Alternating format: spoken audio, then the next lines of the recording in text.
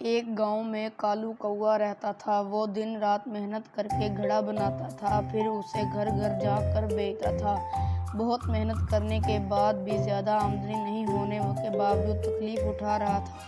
ایک دن کالو، لعنت ہے ایسی زندگی پر، اتنا محنت کرنے کے بعد بھی 2 وقت کی روٹی بھی نہیں نصیب ہو رہی ہے۔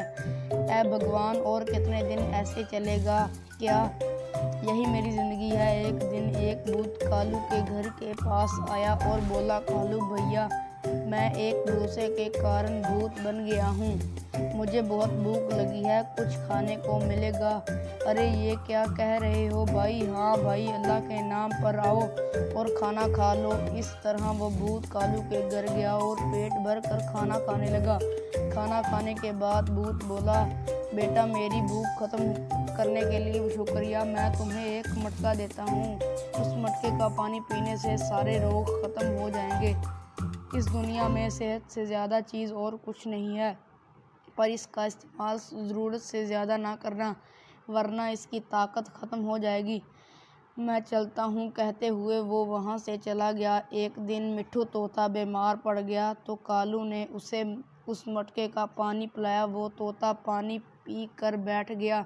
اسے دیکھ کر پڑوسی کا پنچھی بولا، کالو، کیا ہے یہ چیز؟ کہاں سے آیا ہے یہ مٹکا؟ پھر کالو نے جو ہوا اسے سب بتا دیا۔ تب ہی وہ پنچھی بولا، تم جانتے ہی ہو پتنی کئی دنوں سے کمر درد سے پڑی ہے، اسے بھی تم اس مٹکے کا پانی پلا دو۔ کالو کے دیے ہوئے پانی کو پلا کر وہ سیدھی کھڑی ہو گئی۔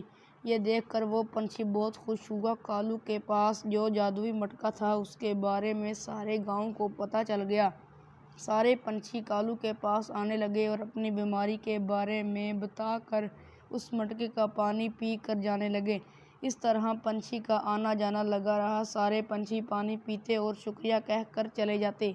ایک دن کالو کی پتنی، جانتے ہو جب سے یہ دوائی مٹکا تمہارے پاس آیا ہے تم نے گھڑا بنانا ہی چھوڑ دیا ہے۔ یہ سارے پنچھی تو آتے رہیں گے، کتنی بھی مدد کر لو کوئی فائدہ نہیں ہونے والا، تم ان سے پیسے لیا کرو، کھڑا یا گھڑا بنانا شروع کر دو۔ اگلے دن کالو نے سارے پنچھیوں سے پیسے لینے شروع کر دیے۔ بہت پیسہ اکٹھا ہو جاتا ہے۔ ایک دن ایک سپاہی آیا اور کہا، راجکماری بہت بیمار ہے، ڈاکٹر نے کہا ہے کہ اس کا بچنا ناممکن ہے۔ تمہارے اس علاج کے بارے میں سن کر تمہیں لینے آیا ہوں۔ ایسا کہہ کر وہ کالو کو اپنے ساتھ لے گیا۔ راجکماری کی بیماری کے بارے میں کالو نے بتایا۔ تبھی کالو کہتا ہے، کوئی بات نہیں مہاراج، میں اس کا علاج ضرور کر دوں گا، پر میں اس کے 1 لاکھ سکے لوں گا، اگر آپ دیں گے تو ہی علاج شروع کروں گا۔ تبھی مہاراج کہتے ہیں، میں اپنی بیٹی کے لیے کچھ بھی کروں گا، تم علاج کرنا شروع کر۔ تبھی کالو مٹکے کا پانی راجکماری کے منہ میں ڈالنے لگا، پر کالو کے لالچ کی وجہ سے اس مٹکے کی شکتی ختم ہو گئی تھی، اس لیے اس میں سے پانی نہیں آ رہا تھا۔ بہت کوشش کرنے پر بھی پانی نہیں نکلا۔ یہ دیکھ کر راجا کو غصہ آ گیا اور تو اسے ترنت بند کر لیا اور اسے جیل میں بند کروا دیا۔